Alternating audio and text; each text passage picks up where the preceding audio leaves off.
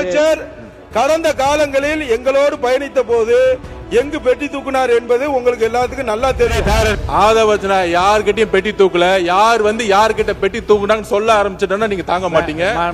அமைதியா 2015 இருந்து 2021 வரைக்கும் திமுகவில் நான் பணி செய்தவன், எல்லாருக்கும் தெரியும். 2014 திமுக 40 தொகுதி தோத்த நேரத்தில் நான் வேலை செய்ய வந்தவன்.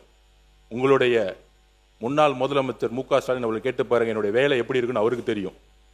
21 என்னுடைய பணி என்னன்னு நீங்க சொல்ல ஆரம்பிச்சுக்கோங்க. அதனால இல்லைங்க, நான் இருந்த இடத்தில் யாருக்கும் துரோகம் செஞ்சது கிடையாது.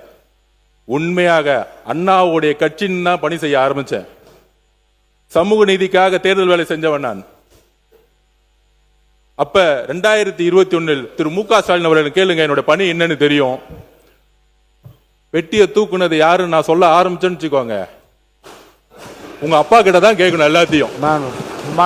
அதனால நீங்க பேசக்கூடிய வார்த்தைகள், இங்க செய்ய சொல்லக்கூடிய வார்த்தைகள் மானிய கோரிக்கை பத்தி பேசணும்னு சொன்னோம். அவர் சொன்னாரு கவர்மெண்ட் பத்தி சொன்னார், எங்க கவர்மெண்ட் பத்தி சொன்னார், அது பதில் சொல்லிட்டேன். திருப்பியும் சொல்றேன், 6 வருஷத்துல என்ன நடந்துச்சுன்னு சொல்ல ஆரம்பிச்சேன்னா வேண்டாம், அது உங்களுக்கு நல்லது இல்ல.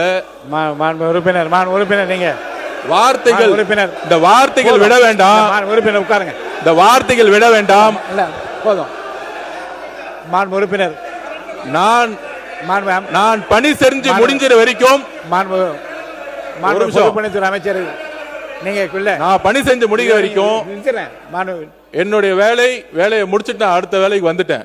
அதனால ஆதவச்சனா யார்கிட்டயும் பெட்டி தூக்கல, யார் வந்து யார்கிட்ட பெட்டி தூக்குனாங்கன்னு சொல்ல ஆரம்பிச்சிட்டோம்னா நீங்க தாங்க மாட்டீங்க. அமைதியா உங்களுடைய